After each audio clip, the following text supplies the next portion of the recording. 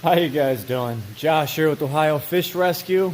Well, today I have some good news for you guys, and some plans are moving forward, and you will find out right after the intro.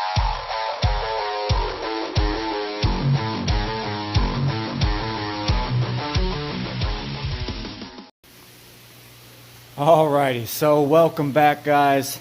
I am glad you are here for yet another Ohio Fish Rescue video. Well, I wanted to tell you guys what we have coming up. Tomorrow, I am going to be getting muddy once again. We have another large koi clean out of a man-made pond.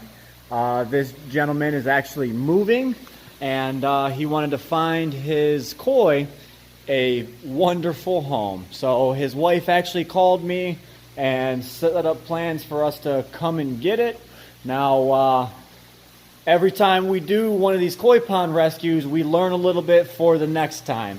So this time I'm more prepared than the last time. I have both of my drag nets with me, and luckily it's a mud bottom pond, so I can drag the pond. Sometimes there are, trees or branches or debris in the bottom that you can't really use a drag net. But luckily this time I think we can, so I am bringing both of my drag nets. And we are actually, my buddy Bob, who comes over and helps us all the time, he went over there today and got a plan of action to use the gentleman's pond pump that pumps up to the waterfall now. And he is going to start draining the pond tonight because it is a rather large pond. So by tomorrow it should be down another 3 foot. The koi should be in about, 2-3 foot of water, hopefully. And once I get there in the morning, I can start pumping it out the rest of the way, filling up my tubs. I have 2 1,000-gallon totes like I normally do. And we will go ahead and fill these guys up. My buddy Bob told me that there are a lot more koi than what I was believed to be. So I guess we will find out tomorrow. And so stay tuned for that video. I always like to give you guys a variety of stuff that we are doing around here. So I've been bombarding you with the Bellagio tanks. Well, I've been kind of taking a break from them because I've got another little project I'm doing right now around the house. So the Bellagios have been staying right where they're at, but we are working on them. I do have some plumbing done on them. So there is still work being done on them, but at a much slower rate. So we will get back to those here in just a few short videos. So if we go ahead and pan directly behind me, you guys see there's a big mess here. That is because all of this furniture is waiting to go onto the back deck. But bear with us, it won't be much longer. I got a hold of the people at the paint place that I usually use to coat the inside of my aquariums. And I went ahead and finally got the paint ordered. It is on its way from Illinois. I ordered it just a few days ago. So I'm hoping by Monday they will be here. You know what that means? That means I can go ahead and paint the inside of this 700, paint the inside of this 1000, and get both of these tanks up and filled with water. We have had them filled before, but I want to go ahead and recoat these guys before we set them up and never take them down for the next, 10 years. So that's some exciting news there. As you can see, we already have the bulkheads blocked. I have enough room that I can run the overflow on this one, run it back to the pond. I went ahead and capped these overflows on this side, and I'm going to go ahead and drill a new one on this right side so I can go ahead and run it back to the pond over here. If you guys remember, I am going to take the same plumbing from both of these waterfalls over here and all the water that's being passed through here. I am going to go ahead and run them up to this tank. So it's basically 10,000 gallons per hour, and it's going to be split up. Actually, with the head, it's probably about 8,000. I'm sorry, guys. I won't want to be 100% correct with what I'm telling you. So it's probably going to be bogged down to about 8,000 gallons per hour going through 1,000, 700, and 500. So I will adjust the flow as we can, and then the overflows will come back still go through the waterfalls and still be the same back here, but we get to add on 3 more tanks with the same pump, no extra electricity. We already have the lighting up on top for these tanks.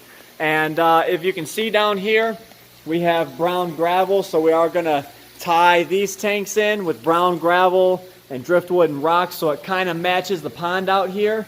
So I want to do that with pretty much all of these tanks and make this all just the jungle room, because the more time goes on, the more plants we get, and it is looking fantastic. So coming over here to the 500, wait a minute before I do that, we have these 135s down below for quarantine. So those are roaring and ready to go. So those will be set up as well. Now over here to the 500-gallon cube. Now what I'm going to do is, I haven't yet got around to doing it yet, but I'm going to go ahead and do an extra seal in this corner right here and this corner right here. So we're going to go ahead and tape that off and go ahead and put the extra seal. And this tank is good to go ahead and fill. I don't know why I haven't done it yet. I've just had too many things on my plates. If you guys remember, I did all of these patches in the bottom of it, and it was fine. But coming in from, moving them in from outside, someone had dropped their side, and I'm pretty sure it'll still hold. But you guys can see the seam right there. I don't want to just, say, oh, it's acrylic, it'll hold. So I want to take the extra precaution and go ahead and just put the extra seal in here. I'm going to go ahead and squirt more acrylic glue in the corner, and then do the sealant bead up the corner. So it has, several layers of protection, and we should be good to go. We're going to go ahead and order a few more bags of white so we can add to this. You know what? Maybe not white now, maybe brown.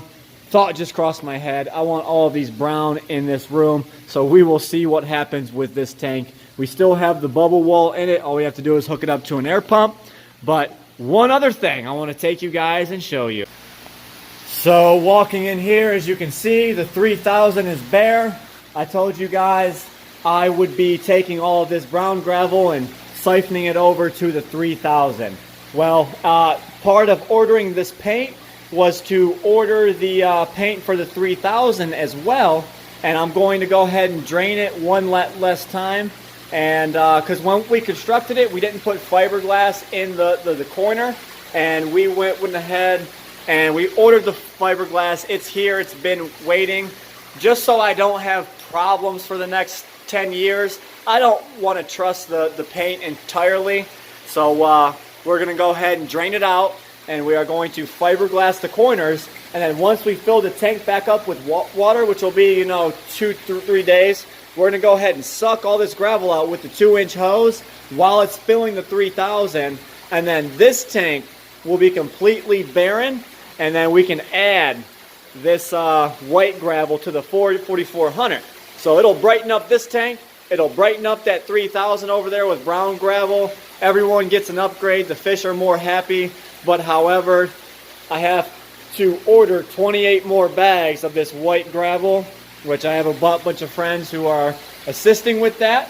Because if you guys noticed, or you guys been following along, you guys know that we use 14 bags of gravel in each of these Bellagio tanks. You can see we added some more filtration on it just for the time being.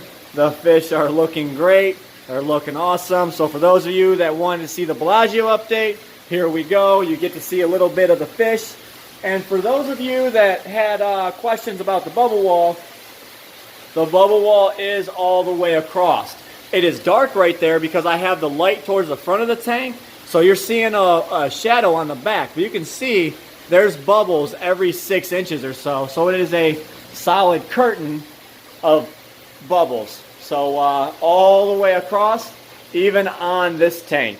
You guys can see I added in them little pirate ships. I really like them, but my dad does not like them, however. So he's been testing it out for a few days.